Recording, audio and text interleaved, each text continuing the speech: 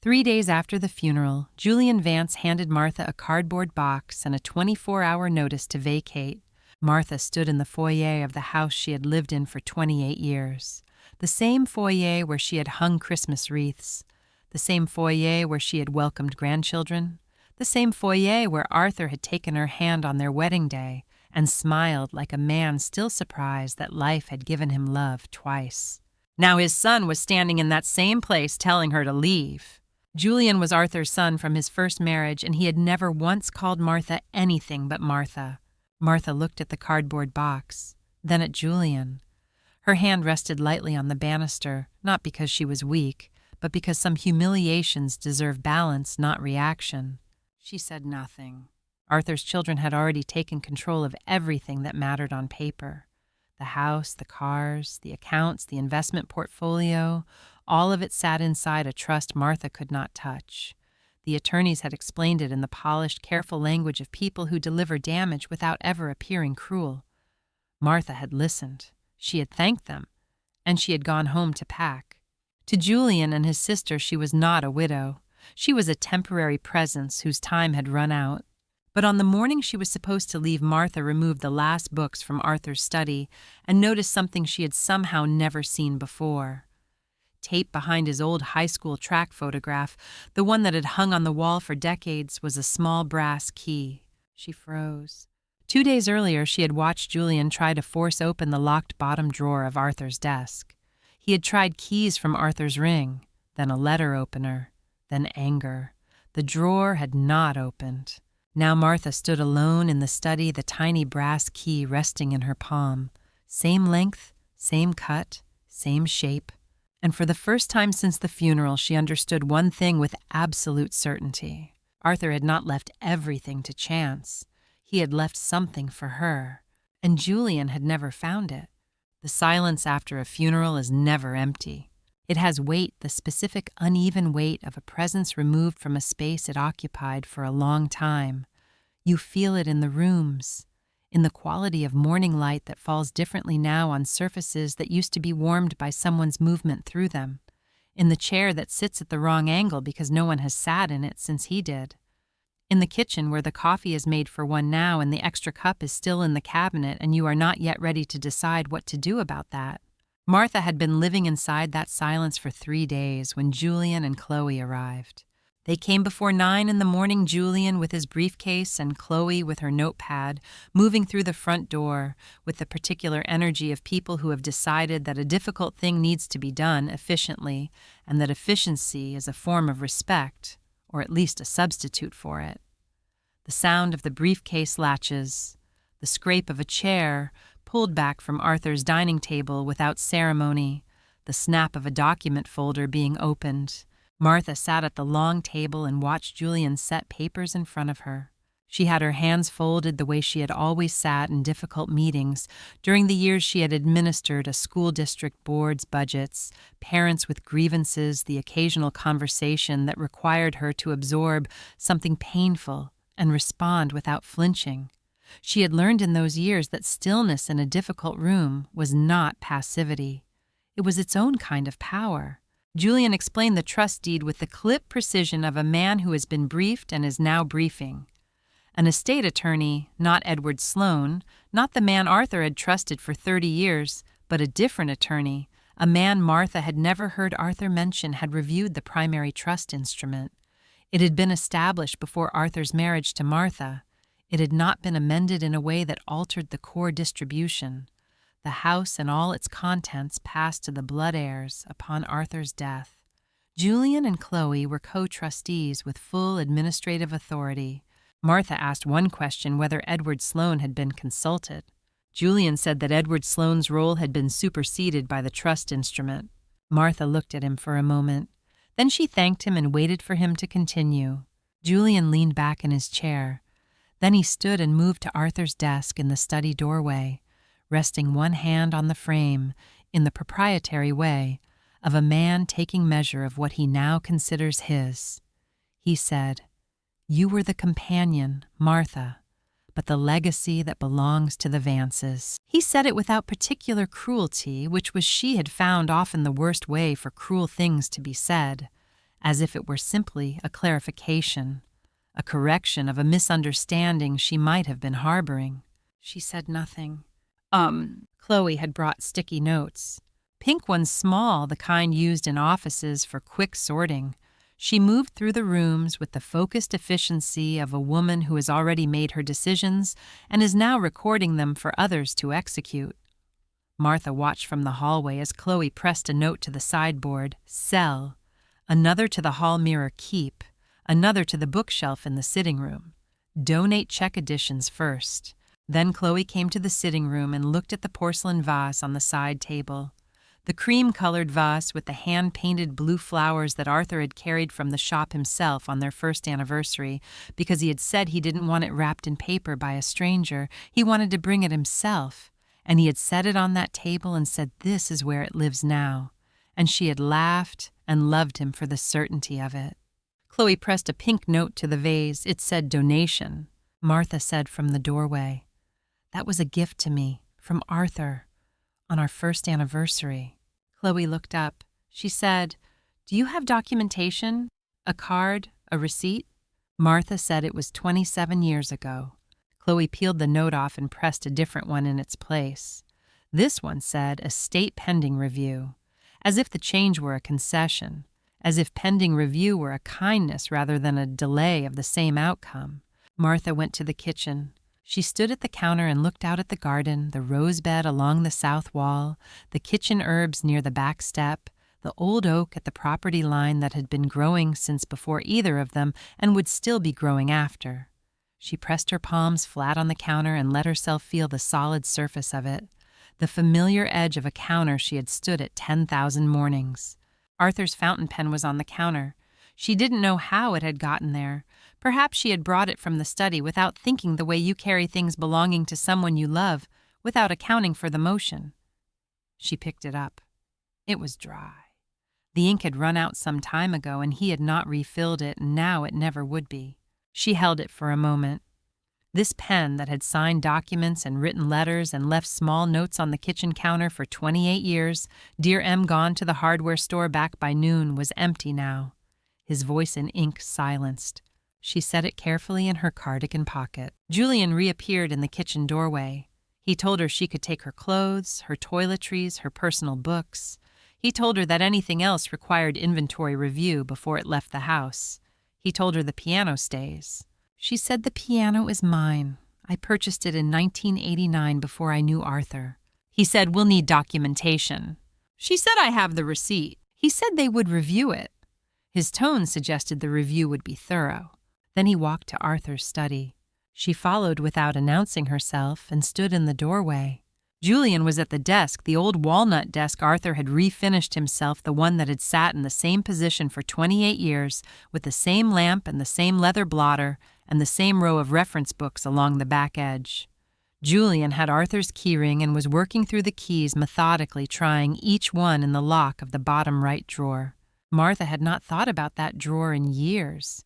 It had always been locked as long as she could remember. Arthur had never made a point of the lock. He had never drawn attention to it. It had simply been a feature of the desk, like the brass handles or the worn edge on the left side where he always rested his elbow, part of the furniture unremarked. Julian tried the fourth key, the fifth. He picked up the letter opener from the desktop and worked it into the gap above the drawer, applying leverage. The drawer did not move. He stood back. He looked at the drawer with the expression of a man recalibrating the amount of effort he is willing to invest in an obstacle. Then he brought the side of his fist down on the desktop once with the controlled frustration of someone who has decided to express just enough feeling to release pressure without losing composure. He said, "Old junk?" He set the keyring down and walked out. Martha stood in the study alone.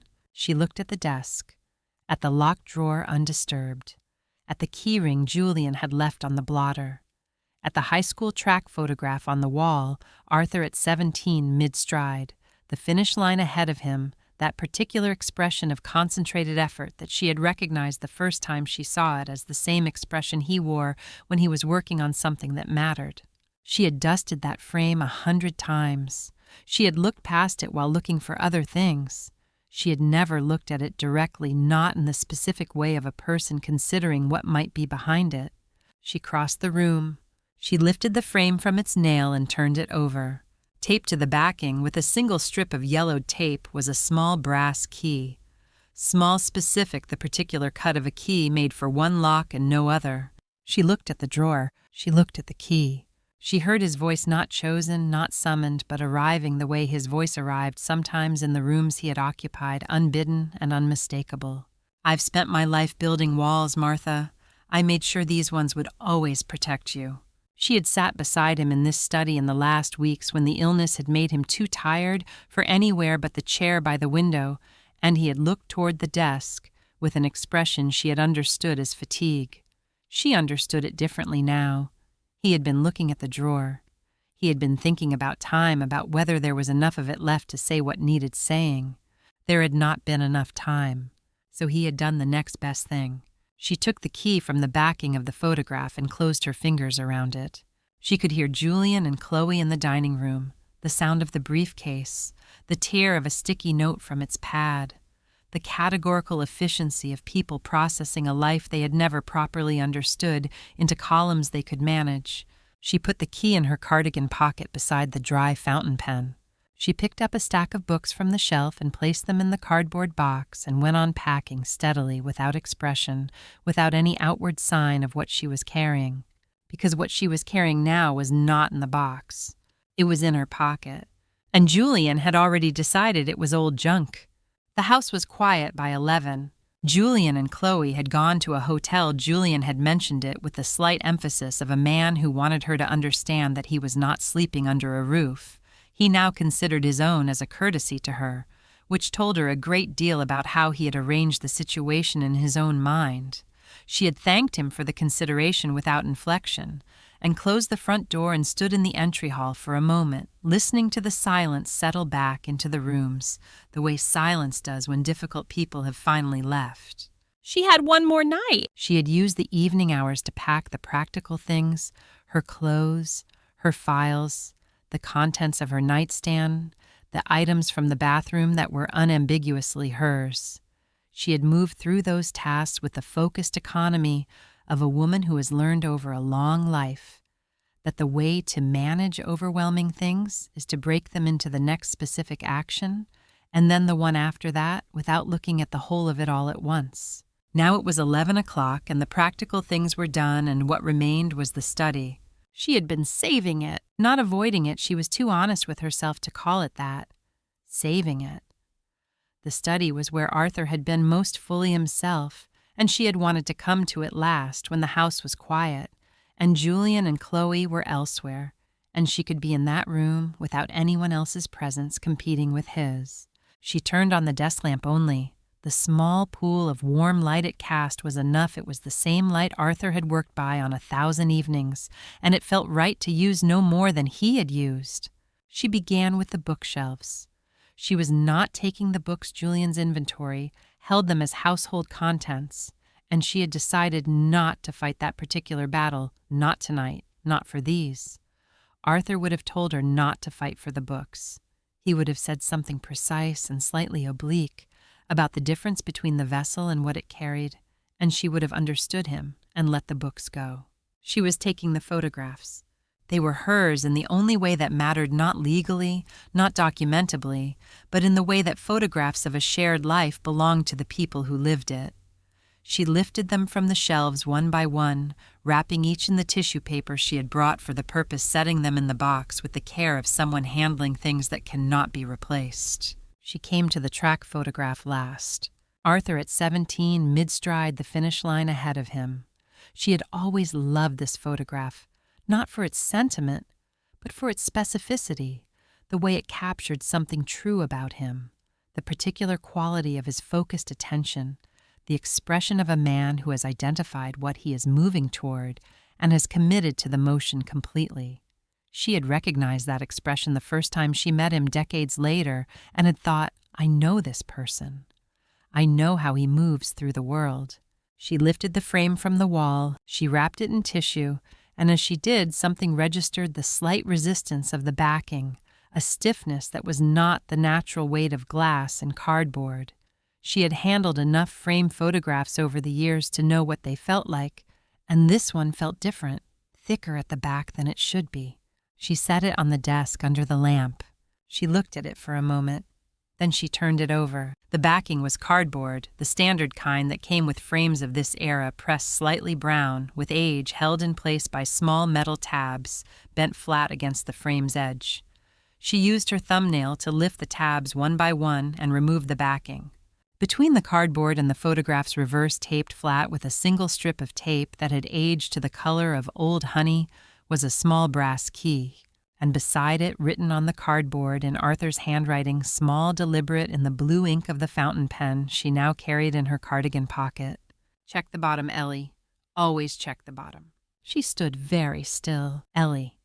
He had called her that in private, only in private, a shortening of her middle name that had begun as a joke and become over 28 years the name he used when he was being most himself with her, when the careful, composed exterior that Arthur presented to the world was set aside, and it was just the two of them in a room together, being honestly who they were.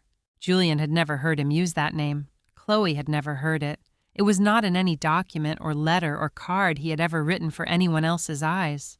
He had written it here because he had known that only she would find this, and he had wanted her to know the moment she read it that what she had found was meant for her, specifically, and no one else. She sat down in his chair. She pressed the back of her hand against her mouth for a moment, not to stop sound, but simply to do something with the feeling that had arrived, the complicated, overwhelming thing that was grief and gratitude and love and loss, all arriving simultaneously the way they do when you are sitting in a dead man's chair, holding a note he wrote to you in the handwriting. You would know anywhere, in the name that belonged only to the two of you. Always check the bottom. She had heard him say those words before. Not about this, about wood. They had been in the garden one spring afternoon years ago, transplanting a rose that had not been thriving, and he had crouched beside the root ball and shown her something in the lower roots, a grub infestation that was invisible from the surface. He had said, "The most important things are never on the surface, Martha. Always check the bottom." She had not known hearing it then that she was also being told something else. She stood up. She crossed to the desk and looked at the locked bottom right drawer and placed the small brass key in the lock. It turned. The drawer opened. She stood for a moment looking at what was inside without touching it. Not from fear, from the same instinct that had made her save the study for last, the instinct that certain moments deserve a full second of recognition before they become actions. Inside the drawer, a blue ledger, the kind with a cloth cover, and ruled pages, the kind used for careful record-keeping. Beneath it, a stack of papers she could not yet identify. And on top of everything, placed deliberately where it would be seen first, a sealed envelope. The envelope was addressed in Arthur's handwriting. Not to her. To Edward Sloane. She picked it up and looked at it. Edward Sloane, Arthur's attorney, his old friend, the man Julian had told her in passing, had retired and moved away some time ago.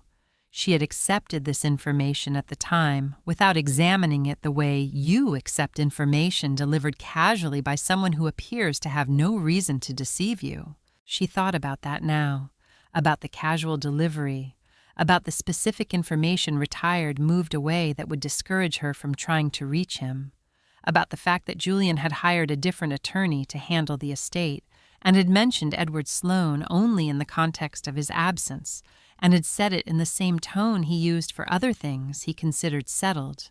She thought about Arthur's face in his final weeks turned toward the study, trying to find the words that the illness had taken from him too early. She thought about the name Ellie written in blue ink in a frame that had hung on this wall for as long as she had been in this house. She looked at the envelope in her hand, at Edward Sloane's name. She set it carefully on top of the ledger and closed the drawer without locking it, and sat back in Arthur's chair under the single warm circle of the desk lamp. A floorboard creaked somewhere in the house, the sudden specific sound of settling timber, the language of old houses in the hours when no one is moving through them. Her heart moved first. Then she listened, and the house was still, and she understood it was only the structure doing what structures do in the quiet dark. She breathed. She thought about what Julian had said about Edward Sloane, retired, moved away, said in the easy, incidental tone of a man providing context rather than argument, which was exactly how you would say something you wanted someone to accept without questioning. She opened her phone. She typed the name into the search bar. Edward Sloane, attorney, the county name. The results came back in seconds. Edward Sloane Estate and Property Law. An address in the county seat 12 miles away. A phone number, a website that had been updated 3 months ago. Not retired. Not moved away. Right here. She looked at the sealed envelope on the desk in front of her, at Arthur's handwriting, at the name of the man Julian had told her was gone. She said quietly to the empty study, to the lamp and the dark bookshelves and the space where a man had sat for 28 years, being carefully, methodically, lovingly himself. You never did anything without a reason, did you, Arthur? It was not a question. She already knew the answer. The rain arrived before dawn. Martha heard it before she was fully awake, the particular sound of a cold spring rain on the study window, the one she had slept near for 28 years, the one that looked out over the rose bed Arthur had planted the summer after they married. She had slept in the chair in the study, rather than the bedroom, which she had not made a decision about, so much as found herself doing the way you find yourself doing things in grief that make a different kind of sense than ordinary sense. She was already dressed when Julian knocked at 8 o'clock. He stood in the doorway with his collar turned up against the rain, his expression carrying the practiced neutrality of a man who has decided that this morning is a transaction and intends to complete it on schedule. He told her his movers were available to take her boxes to the apartment. It was a generous offer, he said, simpler for everyone. Martha looked at him. She understood what the offer was. She had administered a school district for 20 years. She had sat across from people who were doing 2 things at once, saying one thing and accomplishing another, and she had learned to read the gap between them with some precision. Julian wanted his movers in her boxes. He wanted eyes on what she was taking out of the house. The generosity was a search conducted at his expense. She said, "Thank you, Julian. I'll manage my own boxes." He looked at her for a moment with the slight recalibration of a man whose offer has been declined in a way that doesn't give him anything to argue with. Then he said the movers were there regardless, and it was no trouble. She said she appreciated it and began carrying boxes to her car herself steadily, one at a time, with the unhurried efficiency of a woman who has decided how this morning will go. The blue ledger was at the bottom of her larger suitcase beneath her winter sweaters wrapped in a pillowcase. The sealed envelope addressed to Edward Sloane was folded inside the ledger. The brass key was in her cardigan pocket alongside Arthur's dry fountain pen. Julian watched her load the car. He did not help. He stood on the porch in the rain with his hands in his coat pockets and watched with the patient attention of a man cataloging what he sees, and she let him watch because there was nothing to see that would tell him anything useful. When the last box was loaded, she closed the trunk. She walked back to the front door. She stood in the foyer for a moment, the foyer where the Christmas wreaths had hung and the grandchildren had arrived, and Arthur had taken her hand on their wedding day, with that expression of a man who could not quite believe his good fortune. She said, "Goodbye, Julian." She did not say goodbye to the house. The house already knew. She got in the car and drove. She did not go to the apartment. The apartment was real. She had found it online the previous week. A small place in the next town, functional and affordable, and entirely without the quality of a place she intended to stay long. She had given Julian the address because it was a real address, and because giving him a real address was simpler than explaining that she had other plans for the morning. She drove through the rain with the ledger in her suitcase in the trunk, and Arthur's voice somewhere in the background of her, thinking the way it had been since she found the key. Not loud, not intrusive, just present the way the voices of people we have loved for a long time become part of the way we think, indistinguishable after enough years from our own internal voice. If the main light goes out, look for the smaller one. It will still lead you home. He had said that on the coast years ago, one of their early trips together before they were married, when they were still in the slightly astonished phase of two people who have found each other later than expected and are making up for lost time. They had been standing outside a lighthouse at dusk, and the main lamp had been doing its slow rotation, and Arthur had pointed to a smaller fixed light lower on the structure, the kind used for close navigation rather than open water. He had said, that smaller one is often more useful than the big one. It's the one that tells you where you actually are. She had thought he was talking about lighthouses. She had driven 2 hours through the coastal rain before she found the address. Edward Sloane's office was in a building that had been other things before it was an office, a house perhaps, or a shop, something with a domestic scale that legal practice had moved into rather than built for. The sign on the door was small, the lettering plain, Edward Sloane, attorney at law. Established practice, not the office of a man who had retired or moved away, the office of a man who was still working, still present, still at the address that an internet search returned in 4 seconds. She sat in the car for a moment. Then she picked up her bag and went inside. He was older than she remembered from the one occasion she had met him, Arthur's retirement dinner 7 years ago, a brief introduction in a crowded room. He had a quality of organized dishevelment that reminded her of people who think too specifically to attend to general appearances. His desk was covered in files, his bookshelves crowded past their capacity stacks of folders on the floor. Beside his chair, arranged with an order that was probably legible only to him. He looked up when she came in. He looked at her for a moment without speaking, with the expression of a man who has been waiting for something and is now recalibrating the fact of its arrival. He said, "Martha Vance." She said, "Julian told me you had retired, that you'd moved away." He said, "Julian wanted me gone, Martha. There's a difference."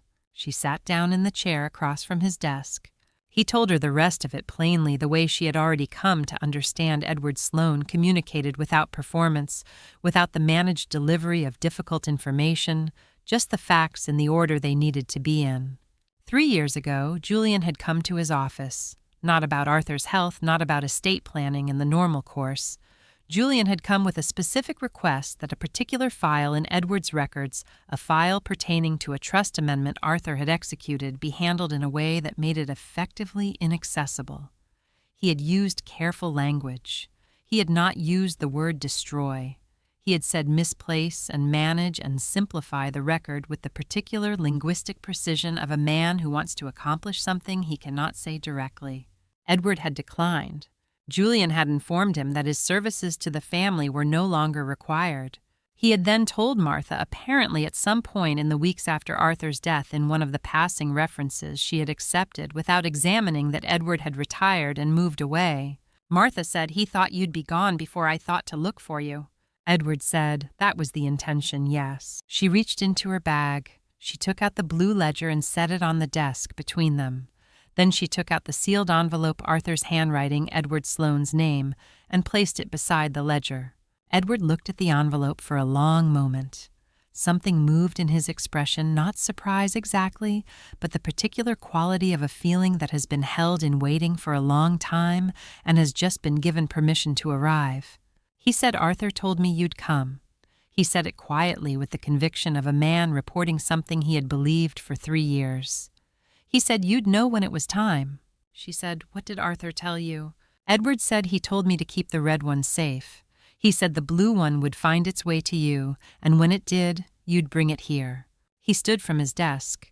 He went to the small safe in the corner of the room, visible unlocked. The door swung open on a collection of folders and envelopes and the carefully maintained records of a man who had decided years ago that certain things needed to be kept somewhere Julian could not reach them. He took out a ledger, red cover, cloth-bound, the same size and format as the blue one. He set it on the desk beside the blue one. They sat side by side on the cluttered surface, 2 halves of something visibly related, the matching spines of a record that had been deliberately divided and distributed to 2 different people in 2 different locations so that neither half alone was complete. Edward said, "The blue one is the map." He tapped it once gently. "This one is the destination." Martha looked at the 2 ledgers side by side. She thought about Arthur on the coast pointing to the smaller light on the lighthouse, the one that tells you where you actually are. She said, "Open it." Edward sat down and opened the red ledger to the first page, and Martha leaned forward in her chair in the small, cramped office of a man Julian had tried to make disappear, with the rain still coming down outside and the sound of it on the window, and she began to understand what Arthur had spent the last years of his life quietly, carefully, lovingly building for her. Edward opened the blue ledger to the first page. The entries began in the year the primary trust had been established 30 years ago, before Arthur had met Martha, before the second marriage, before the 28 years of breakfasts at the long table and Sunday mornings with the paper and the garden along the south wall. The handwriting was Arthur's throughout the same deliberate script she had been reading for decades. The figures entered with the precision of a man who had kept his own records because he trusted his own records more than anyone else's. Edward turned the pages, slowly narrating what she was seeing in the steady, unhurried way of a man who has known what these pages contained for 3 years and has thought carefully about how to explain them. The blue ledger was a record. Every significant expenditure Arthur had made on the property and the business holdings after the primary trust was created, documented, dated, categorized. Renovations to the house, capital improvements to the commercial wing, maintenance, landscaping, the new roof in 2019, years of careful investment in a property that the primary trust listed as belonging to his blood heirs. She said, "Why was he keeping this record?" Edward said, "Because he was building a case. The way a good attorney builds a case, before it's needed, before there's a conflict, before anyone is paying attention. He was documenting his contribution to an asset he knew would be contested." He closed the blue ledger and set it to the side. He opened the red one. The sub-trust had been executed 5 years ago. Edward explained it with the methodical clarity of a man who has explained complex legal structures before and knows that the clarity of the explanation matters as much as the content of it. He drew a simple diagram on a notepad as he spoke 2 boxes connected by an arrow, the way you explain a transfer. The primary trust, he said, held the title to the house and the commercial property. Julian and Chloe were co-trustees. This was what Julian had presented to Martha, and it was real, and it was accurate as far as it went. What it did not include was what Arthur had done 5 years ago. Arthur had negotiated the sale of the primary property from the primary trust to a newly created instrument.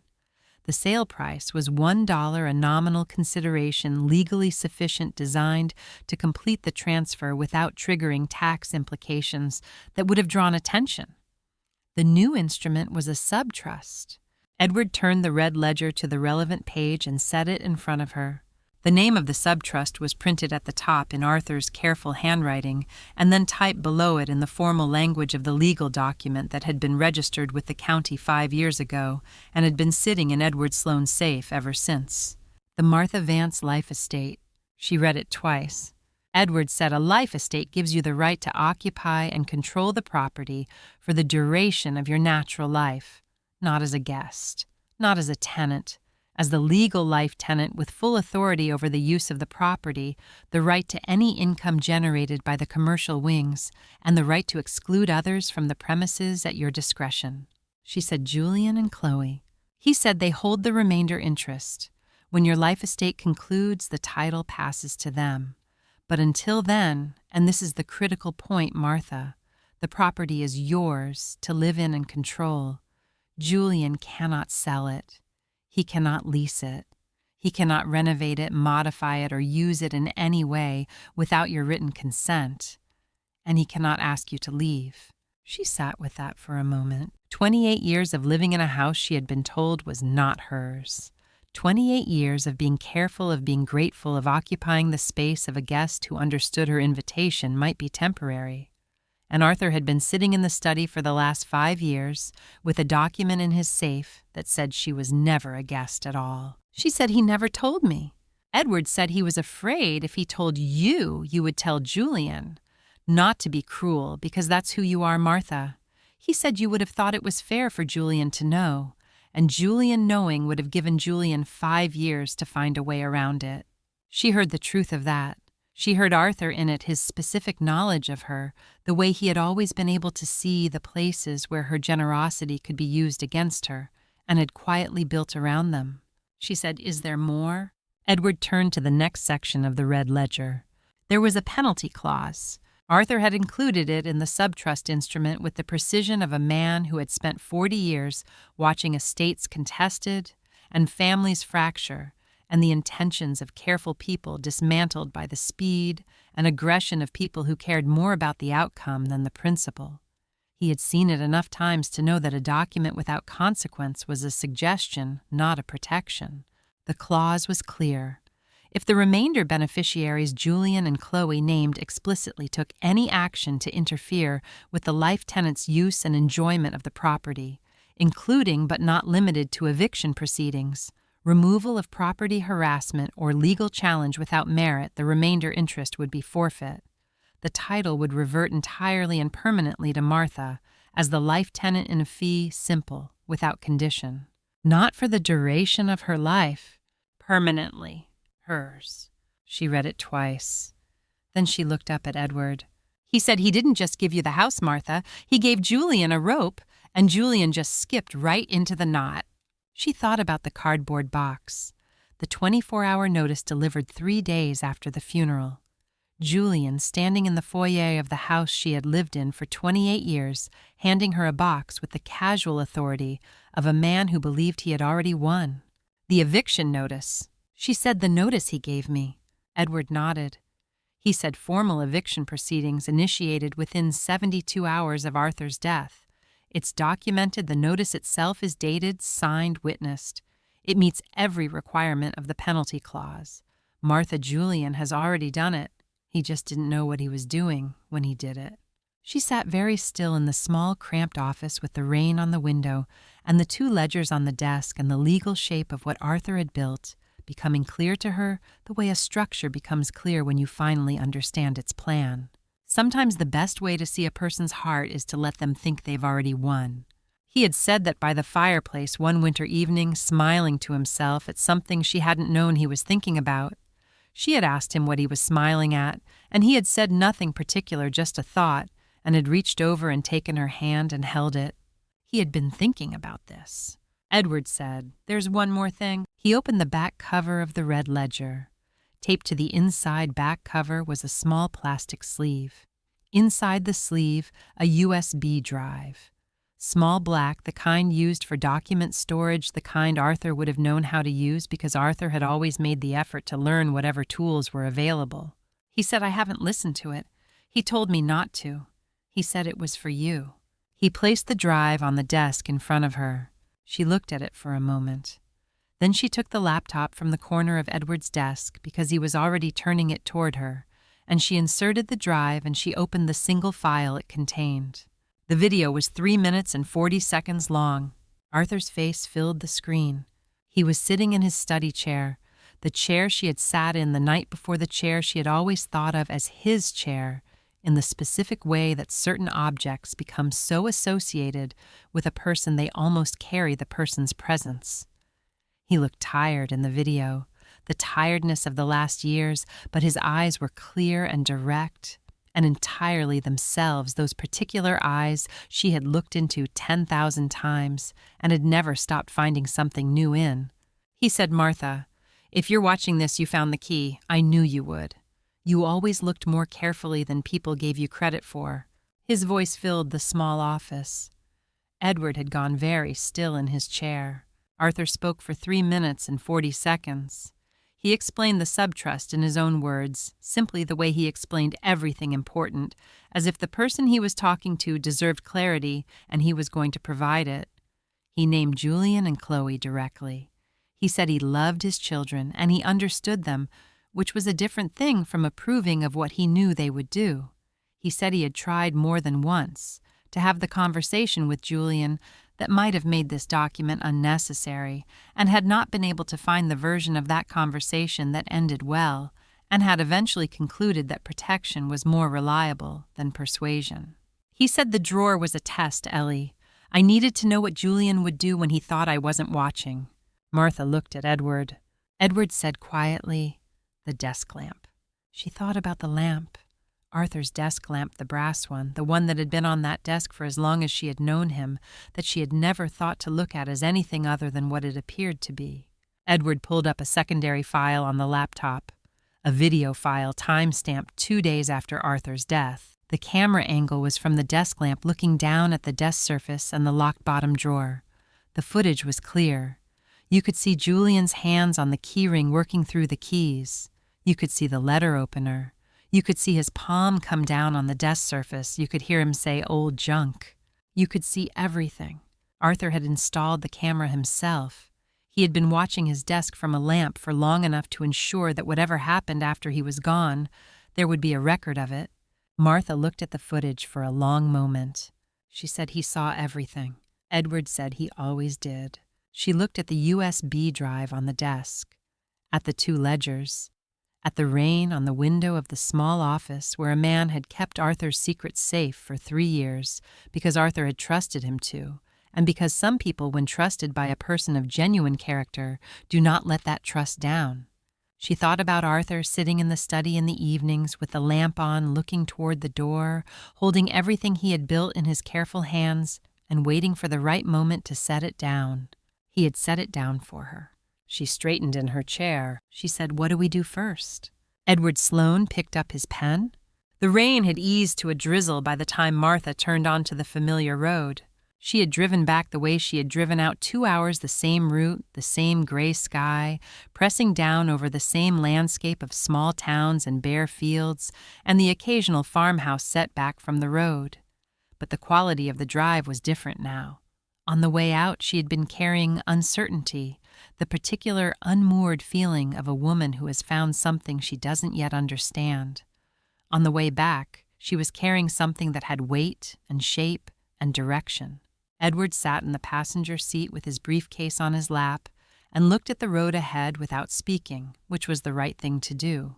He had understood from their time in his office that Martha was a woman who needed silence to think and did not need to fill it with reassurance. And he respected that the way you respect something that tells you clearly what it is. She had called Clara from the car before they left the coastal town.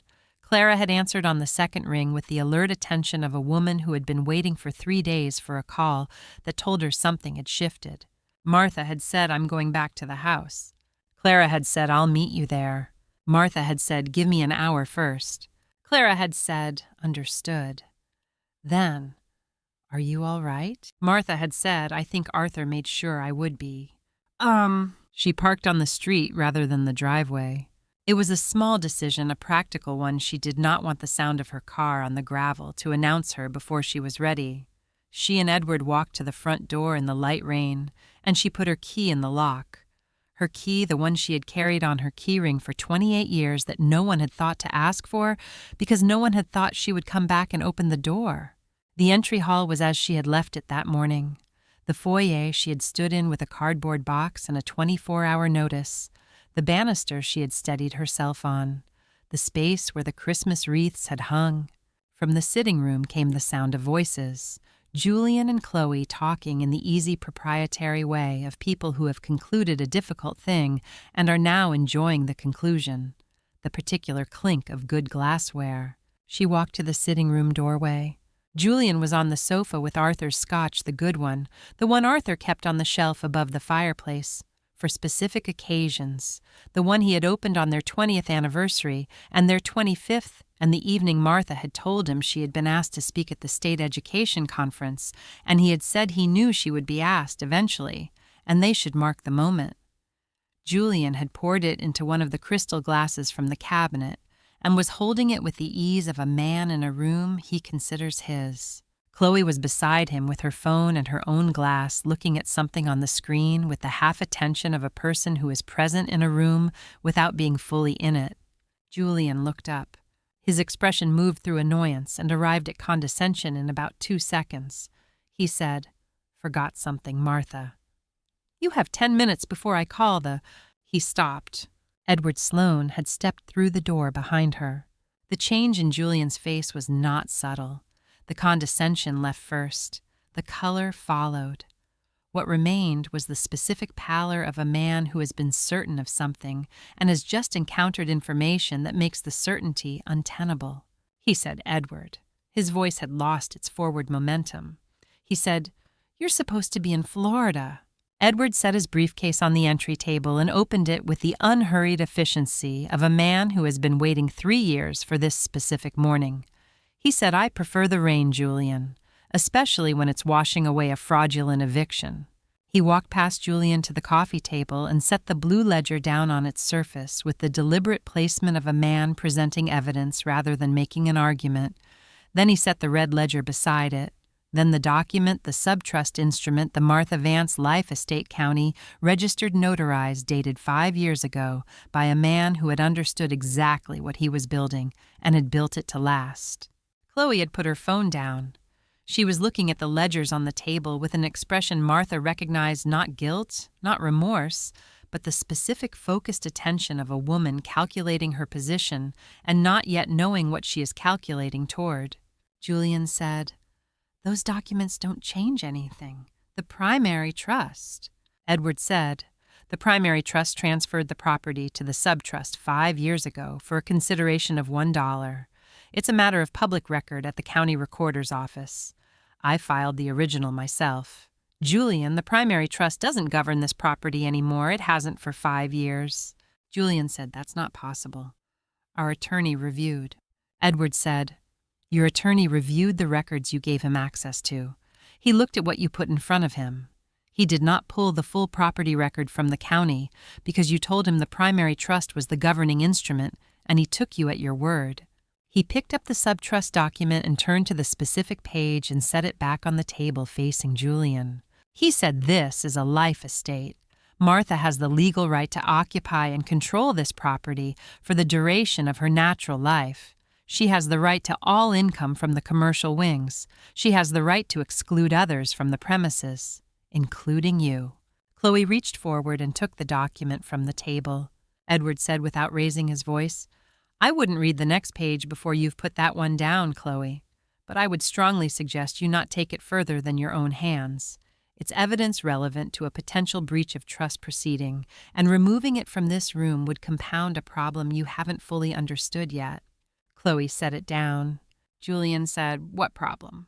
Edward turned to the second document. He said the subtrust contains a penalty clause. If the remainder beneficiaries, that's you and your sister, take action to interfere with the life tenant's use and enjoyment of the property, the remainder interest is forfeit. The title reverts to Martha in fee simple, permanently. He picked up the eviction notice, the one Julian had handed Martha 3 days ago, in this same foyer, dated and signed and witnessed with the confident efficiency of a man who believed he was completing an uncomplicated transaction. He set it on top of the ledger. He said, "You served this notice 71 hours after Arthur's death. It's dated, signed in your hand, witnessed by your attorney, and it meets every requirement of the breach clause. Julian, you triggered the penalty before Martha had finished packing." The room was very quiet. Julian looked at the eviction notice. He looked at it the way a person looks at something they produced and are now seeing from a completely different angle. The way you look at something you were certain was an asset and are being shown is a liability. The way you look at a rope you walked into thinking it was a door. He said you can't. Edward said it's already done. The clause is self-executing. The breach occurred the moment the notice was served. The reversion is a matter of documenting the event, which we have now done in this room with 2 witnesses. Martha, would you like to take the notice? Martha walked forward. She took the eviction notice from the coffee table. She looked at it, at Julian's signature, at the date, at the formal language of a document that had been intended to end her life in this house, and had instead, by the precise operation of a mechanism Arthur had installed and Julian had walked into with the unthinking confidence of a man who had never considered he might be wrong, done the opposite. She folded it once. She said, "I'll keep this as a souvenir." She put it in her cardigan pocket alongside the brass key and the dry fountain pen. She looked at Julian. He was still on the sofa, his scotch glass in his hand, the color not yet fully returned to his face. He looked for the first time since the funeral like a man who did not know what came next. She said, "You said the legacy belonged to the Vances, Julian." "You were right. But Arthur decided I was more of a Vance than you'll ever be. She said it without heat, without triumph. In the same quiet, even register she had used in every difficult room she had ever sat in, steady clear the voice of a woman who has known who she is for a long time and has not needed the room's agreement to continue knowing it. Chloe said, "There has to be a way to—" Edward said there isn't. "I've spent 3 years making sure of that," Julian said finally in a voice that had lost all of its morning's authority. "He planned this. He planned the whole thing." Martha looked at the study doorway, at the desk she could see through it, at the lamp on the corner of the desk. She said yes, he did. Edward walked to the study doorway. He turned on the desk lamp. He pointed to the lamp housing to the small, almost invisible lens in the brass fitting at the base, the one that looked like a design element and was something else entirely. "He said he installed the camera himself, Julian. 2 years ago. He told me it was there so he could check the study remotely when he traveled. That was partly true. He also wanted a record of what happened to his desk after he was gone." Julian looked at the lamp. "Edward said we have the footage of you trying to force the drawer, the letter opener, the impact on the desktop. Arthur knew you wouldn't be able to resist. He was counting on it. Sometimes the best way to see a person's heart is to let them think they've already won." Martha stood in the foyer, the same light, but not the same woman who had stood here 3 days ago with a cardboard box and a 24-hour notice. That woman had been wounded and steady and carrying something she didn't yet understand. This woman understood. She looked at the entry hall around her, at the banister she had steadied herself on, at the space where the Christmas wreaths had hung, at the door Arthur had walked through 10,000 times. She was home. She had always been home. Arthur had simply made sure that the paperwork finally said what the truth had always been. Julian's lawyer arrived at noon. He was a different man from the one who had prepared the estate documents, younger, sharper, the kind of attorney who specialized in the aggressive end of property disputes and carried himself with the particular confidence of someone who had won enough of those disputes to believe he would win the next one. He came through the front door with his briefcase and his assessment already forming, nodding briefly at Julian in the way of a professional signaling that he has the situation under control. Edward showed him to the study. Martha sat in the sitting room with Chloe, who had put her phone away and was looking at the middle distance with the expression of a woman doing rapid, internal calculations. Martha did not speak to her. She sat in the chair by the window, Arthur's chair, the one that looked out over the rose bed, and waited with the patience of a woman who had learned over a long life that certain things resolved themselves if you gave them the right amount of time and did not interfere with the process. From the study came the low, indistinct sound of 2 attorneys talking, not arguing, talking with the focused professional brevity of people who understand the same language and are using it to establish facts rather than contest them. Edward's voice measured and unhurried, the other voice shorter in its responses, the rhythm of a man receiving information and reassessing. After 10 minutes, Julian's lawyer came out of the study. He walked to the sofa where Julian was sitting and stood in front of him. He said without preamble, "Sit down, Julian." Julian said, "I am sitting down." His lawyer said, "Then stay sitting down." He pulled the ottoman from beside Arthur's reading chair and sat across from Julian at eye level, which was the position of a man about to deliver something his client was not going to want to hear, and wanted to deliver it without the authority differential of standing over him. Martha had seen this posture before in hospital corridors and meeting rooms, and she recognized it for what it was, the professional equivalent of bracing someone before an impact. He spoke to Julian quietly. Martha did not try to hear the words. She didn't need to.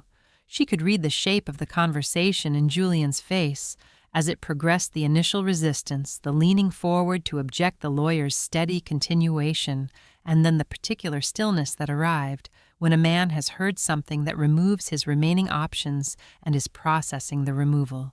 Julian looked at the study doorway, at the desk visible through it and the lamp on its corner and the bottom right drawer that was closed now but had given up what it contained. He looked at the drawer for a long time. Martha stood up. She moved to the center of the room, the same furniture, the same afternoon light coming through the windows she had cleaned 100 times. She waited until Julian looked at her. "She said you have a choice.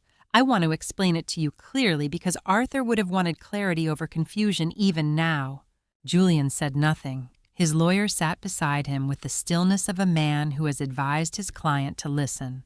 "Martha said Edward will file the formal documentation of the breach and the reversion of title. That is happening regardless of what you decide. The property is mine. That part is not a choice, it's already done." She said the choice is what comes next. You can leave today quietly and retain what the primary trust originally gave you. Your original inheritance, the financial accounts, the investment portfolio, the contents of the primary trust that were never part of the subtrust. That stands. Arthur set it aside for you deliberately. It's real and it's yours, and I have no intention of touching it. She paused. She said, "Or you can instruct your attorney to challenge the subtrust. That process will take years and will cost more than the primary inheritance is worth, and it will require you to explain to a court why you suppressed Edward Sloane's involvement in the estate review and why you served an eviction notice 3 days after your father's funeral on a property you did not legally own. That explanation will be made on the record, in public, with the security footage and the ledgers and the county filing all entered as exhibits." She said, "I'm not doing this for revenge, Julian. I'm doing it because Arthur wanted this house to be a home, and you only saw it as an asset." The room was quiet. Julian looked at her with an expression she had not seen on him before, not the aggressive confidence of the man who had handed her a cardboard box, not the managed composure of the man who had presented the trust documents at the dining table. Something underneath both of those things, something younger and less defended. He said, "Where was the key?" It was not quite a question, more the last inquiry of a man trying to understand a thing that had defeated him. Martha reached up and touched the chain at her collar. She had threaded the brass key onto it that morning in Edward's office with a length of chain she had found in her bag, a practical woman's solution to the problem of carrying something small and important. The key rested against her collarbone, now small and warm. She smiled. She did not answer. Julian looked at it for a moment. Then he looked away. Chloe had been crying since the lawyer sat down with Julian. Not quietly, with the specific, effortful sound of a woman who is not accustomed to crying and is finding the experience both genuine and deeply inconvenient. She had her designer bag in her lap and her phone face down beside her, and she was crying in the way of someone who is mourning not a loss of love, but a loss of expectation, the particular grief of a person who had already in her mind spent what she believed she was about to receive. Julian's lawyer stood and said something brief to Julian about next steps. Julian nodded without looking up. Then Julian stood. He was quieter than Martha had seen him in 3 days. The forward momentum was gone, that characteristic energy of a man in motion, always moving toward the next thing he had decided he needed. He looked at the room, at the furniture, at the shelves of books with their contents he had cataloged and labeled and planned to disperse. He picked up his briefcase. He said to the room rather than to Martha specifically, "I didn't know about the subtrust." "Martha said I know." He said he should have told me. "She said he tried Julian. More than once. You weren't ready to hear it." She said it gently because it was true, and because gentleness was what the truth deserved in this moment, and because Arthur had loved his son in the imperfect, complicated way of fathers who see their children clearly and love them anyway. Julian didn't respond. He walked to the foyer. Chloe followed her bag over her arm. Her crying subsided to the periodic, unsteady breath of someone who has exhausted the immediate supply. Martha walked behind them. At the entry table beside the foyer mirror, the porcelain vase stood in its place, the cream-colored one with the hand-painted blue flowers, the one Arthur had carried from the shop himself on their first anniversary, and set on that table and said, "This is where it lives now." Chloe's sticky note was still on it. The word donation in Chloe's rounded handwriting replaced by estate pending review, which now meant nothing at all. Martha reached out and peeled the note from the vase. She held it out to Julian. He looked at it. He took it from her hand. He looked at it for a moment longer, that small pink square, that small confident word written by someone who had walked through this house putting labels on a life they had never understood. He put it in his coat pocket. He opened the front door. Chloe went first. He followed. He stopped in the doorway. Without turning around, he said, "He built all of this for you. He spent years building it." Martha said, "Yes." Julian said he never built anything like that for us. She stood for a moment with that sentence, with the weight of it, the real weight, the grief inside it that had nothing to do with ledgers or legal clauses or a locked drawer in a walnut desk. She said, "He loved you, Julian. He just knew you differently than he knew me, and he protected what he loved in the way he understood how." Julian stood in the doorway for a moment longer. Then he walked out into the drizzle. She watched them go, Julian and Chloe crossing the gravel drive to their cars, getting indoors, closing engines, starting. The sound of tires on the wet gravel, then the road, then nothing. She turned back to the foyer. The entry hall was quiet around her. The vase on its table, the banister at the stair, the light from the windows falling on the surfaces she knew the way you know things you have lived with for a long time, without effort, without thinking, in the way knowing becomes part of you. A man's worth isn't in what he takes, but in what he leaves for those who stay. She touched the brass key at her collar. She was staying. The house was quiet again. Not the heavy-weighted quiet of the days after the funeral, when Arthur's absence had pressed against every surface, and the rooms had felt like they were holding their breath. This was a different quiet, the quiet of a house that has been through something difficult and has come out the other side into something calmer, the quiet of a place that knows what it is again. Martha stood in the study doorway for a long moment before she went in. The desk was as she had left it the night she found the key. The lamp in its corner, the leather blotter, the row of reference books along the back edge. The bottom right drawer was closed. She had not locked it again. She had not needed to. What it had held had been given over to the world the way secrets are meant to be given over when the right time finally comes. She sat down in Arthur's chair. She sat there for a while without doing anything, the way she had sat in that chair the night of the key and the night of the ledgers, and the morning after Julian and Chloe had driven away in the drizzle. She was learning in these weeks that the chair was where she came to think that it had become somehow the place where she felt most clearly the particular quality of Arthur's presence, the way certain spaces retain the character of the people who inhabited them long enough and completely enough. She said to the room, to the desk, to the lamp with its small hidden eye that had watched and recorded and kept faith with Arthur's careful planning, "You were always a step ahead, Arthur. Thank you for waiting for me." The room held the words, the way old rooms hold things without judgment, without echo, simply present. The work of restoration took several weeks. She did it methodically, the way she did everything that mattered, not quickly, not all at once, but in the deliberate sequence of a person who understands that undoing damage is its own kind of work and deserves the same attention as anything built forward. She went through the house room by room and removed every sticky note. She took them down one by one, the sell labels and the keep labels and the estate pending review labels, and placed them in a pile on the kitchen counter and then put them in the recycling bin with the particular satisfaction of a woman disposing of something that had briefly had power and no longer did. The vase went back to its place on the entry table. The sideboard was where it had always been. The hall mirror reflected the foyer the way it had reflected it for 28 years. The piano came back from the garage on a Wednesday morning.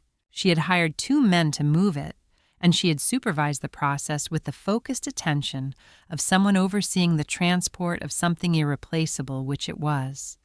When it was back in its place in the sitting room, the specific place it had occupied for 28 years, the place where the afternoon light fell on the keys in a particular way that she had always found beautiful without ever articulating why she sat down on the bench and put her hands on the keys and played. Not something complicated, not something performed, just a simple piece she had known since she was 7 years old, the first piece her teacher had given her that had a real melody, a piece she had played 10,000 times in her life, and that still reliably felt like the purest form of being herself.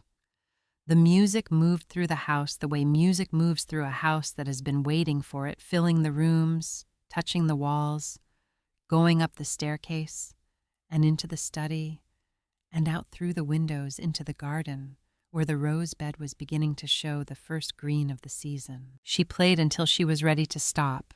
Then she sat for a moment with her hands in her lap and listened to the silence that music leaves behind, which is a different silence from any other kind. The other things Arthur had left came slowly, the way he had done everything that mattered without announcement at the pace that was right, rather than the pace that was convenient. The letter was in the pocket of his winter coat. She found it in early May when she was going through the closet with the practical intention of deciding what to keep and what to give away, and her hand went into the pocket of the heavy gray coat he had worn for 15 years and found an envelope with her name on it. She sat on the edge of the bed and read it twice, and then folded it and held it against her chest for a long time, the way she had held the note from the photograph frame on the night she found the key. The pressed flower was in a book she had not opened since before Arthur's illness, a collection of poems she had given him on an early anniversary, which he had read and returned to the shelf with the bookmark still in it. When she opened it, a small dried flower fell from between the pages, a rose. From the garden, she thought the particular deep red of the roses along the south wall. No note, just the flower placed there by his hands at some point in some quiet moment for her to find. She was understanding in these weeks that the locked drawer had not been only a legal instrument. It had been one gesture among many, the most urgent, the most carefully constructed, the one that had required brass cylinders and sub-trusses and camera lenses and desk lamps. But it had been continuous with these other gestures, the letter in the coat and the flower in the book and the key hidden behind the track photograph. It had all been the same act performed in different registers, the act of a man who had loved his wife for 28 years and had found in his own particular way as many different means of saying so as he could. She thought about what he had said by the fireplace one winter evening. "Life isn't about the destination, Martha. It's about making sure the people you love have a safe place to rest when they get there." He had been building her a safe place, all along in all the ways he knew how. The foundation had been Edward's suggestion offered carefully, in the way he offered things as information rather than instruction, as a possibility rather than a prescription. He had said, "Arthur told me once that what bothered him most about the way estates were handled was what happened to women who hadn't planned for the fight, women who assumed good faith and found something else. He said he wished there was somewhere for them to go." Martha had listened. Then she had said, "Let's build it." They had spent several evenings at the dining table with the foundation paperwork spread between them, working through the structure of it the way she had once worked through school district budgets, carefully, completely making sure the architecture was right before anything was built on top of it. The Arthur Vance Foundation for Housing Security. Support for older women facing housing displacement, legal resources, emergency housing assistance, the practical infrastructure of getting through a difficult thing when you are doing it alone. She had signed the incorporation documents on a Tuesday afternoon in May and called Clara on the way home. She found the photograph on a Thursday. She had been going through the back of the drawer, the papers beneath the ledger which she had set aside during the urgency of the previous weeks, and was now returning to with the unhurried attention they deserved. Most were documents. A few were personal. At the very back, in a small envelope, a photograph of Julian. He was perhaps 8 years old.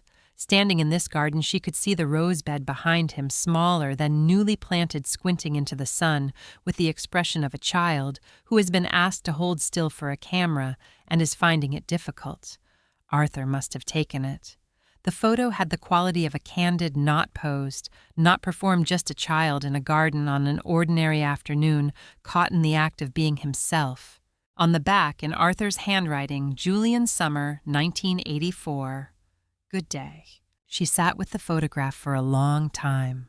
She thought about what Julian had said in the doorway. "He never built anything like that for us." She thought about the weight of that sentence and what it held 30 years of a son, watching his father build something careful and lasting for a woman who was not his mother, and feeling in that watching the specific wound of believing he had been loved less.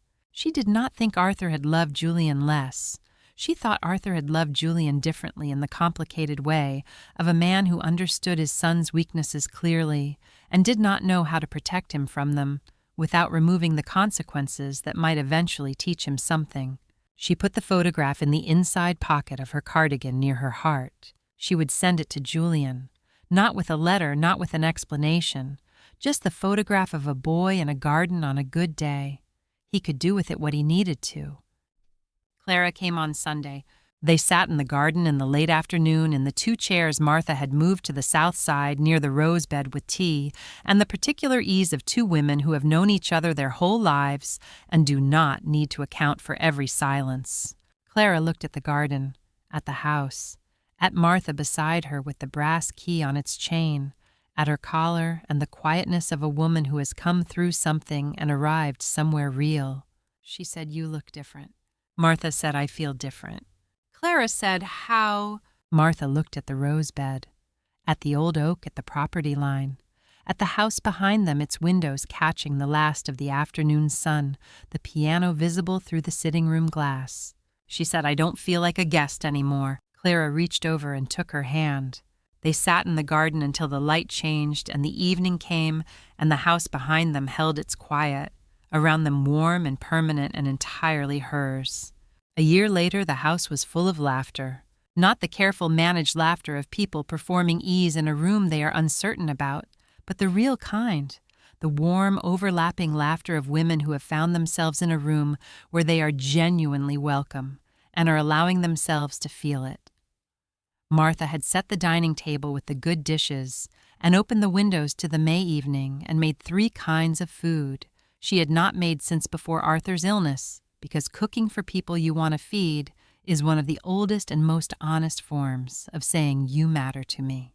The foundation had helped 11 women in its first year. 6 of them were here tonight. Martha moved through the rooms, the way a woman moves through a house she has inhabited long enough to know it completely, without thinking, without navigating, simply present in it, the way you are present in a place that has become part of how you understand yourself.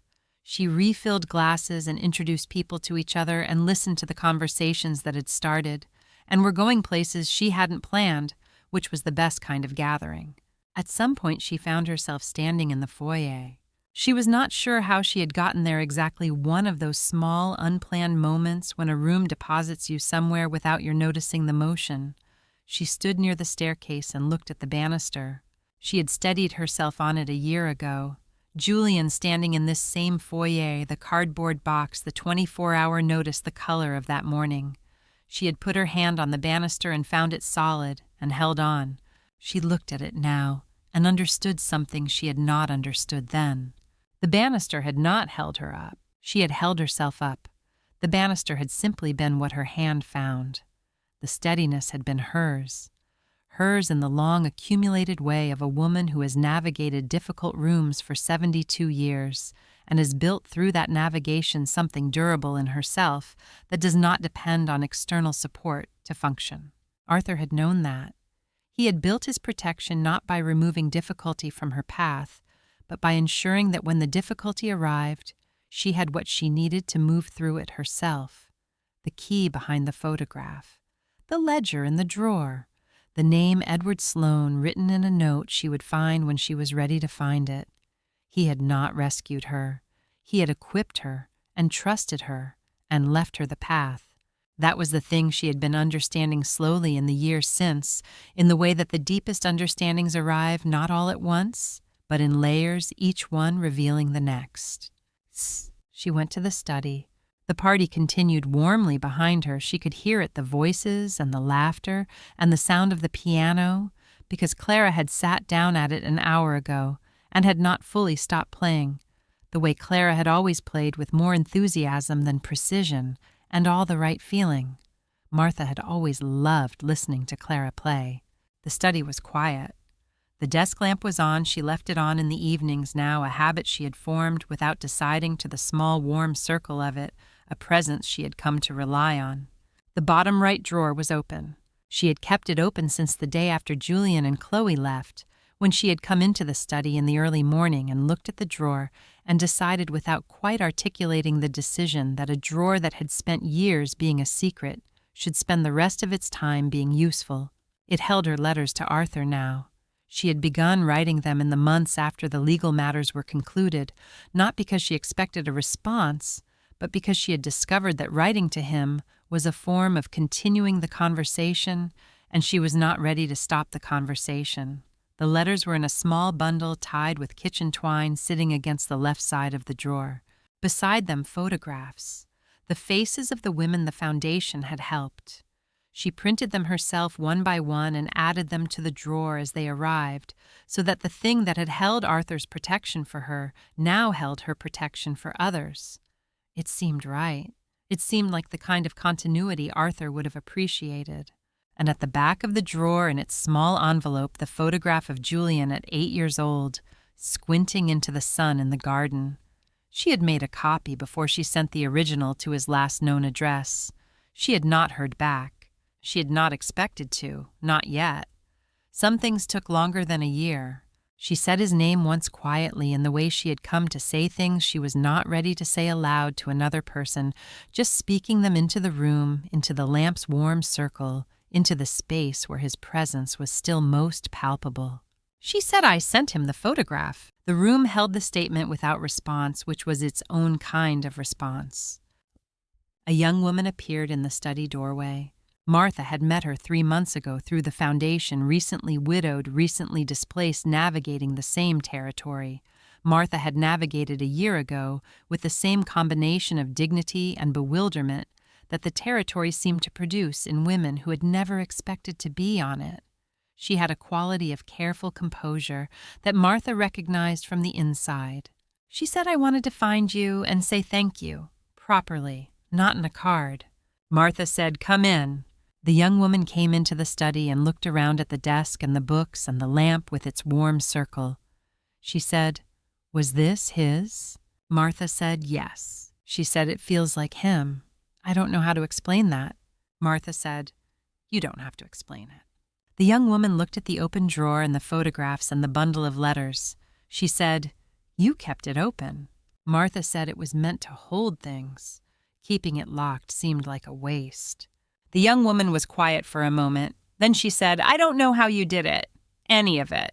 Martha thought about the question, about the brass key on its chain, about the ledgers on Edward's desk, about the morning she had stood in the rain on the front porch of the house that was hers and had always been hers, about Arthur's voice in the video, tired and clear and entirely himself, about the oilcloth and the hollow beam and the lighthouse and the smaller light that tells you where you actually are. She took the young woman's hand and held it for a moment. She said, "Always check the bottom." The young woman looked at her. Martha smiled. The young woman squeezed her hand and went back to the party, and Martha could hear the shift in her step, something fractionally lighter, the way a step becomes lighter when a person has been given something small but solid to carry. The party wound down gently, the way good gatherings do not abruptly, but with the gradual, satisfied diminishment of people who have had enough of the right thing and are ready to take it home with them. Martha stood at the door and said goodbye to each person with the full attention of a woman who understands that being seen is one of the things people need most and costs least to give. Clara was the last to leave. She stood in the doorway in her coat with her keys in her hand and looked at Martha with the expression of a woman who has been her sister's witness for 70 years and does not need words for most of what she wants to say. She said he chose well. Martha said we both did. Clara squeezed her arm and went down the porch steps and got in her car and drove away, and Martha stood in the doorway and watched the taillights until they were gone. She stood for a moment in the quiet of the finished evening. Then she went to the study and stood at the desk and looked at the open drawer one last time. She reached in and took out the brass key. She held it in her palm, small, warm from the drawer's interior, the particular weight of a thing that had done its work and was now resting. She looked at the track photograph on the wall.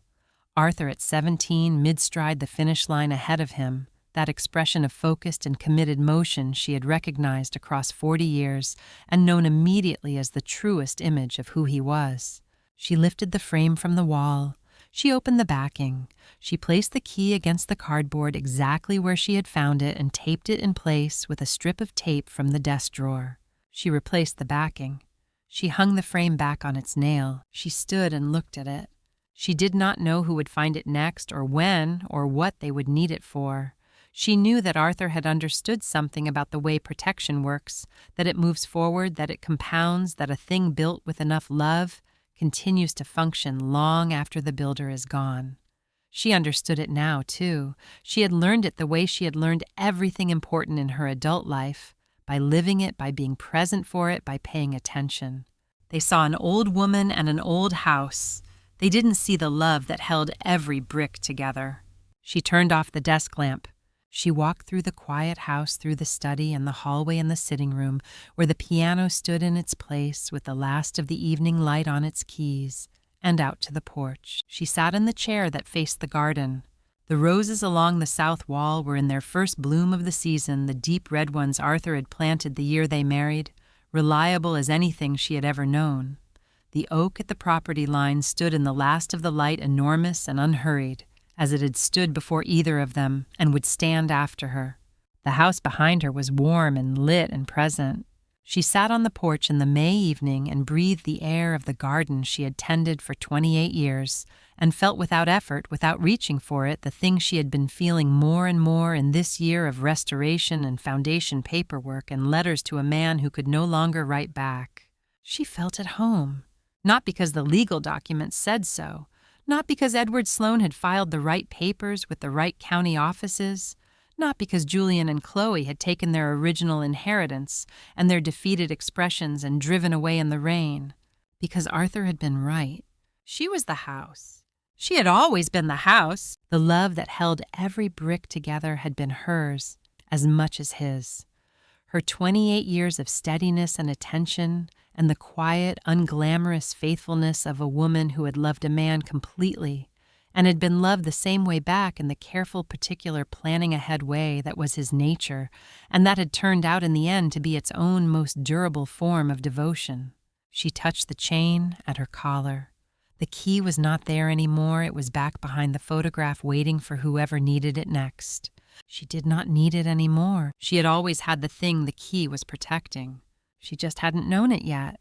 The lights of the house were warm behind her, and the garden was quiet in the May evening, and Martha Vance sat on her porch in the last of the light and was completely and permanently home.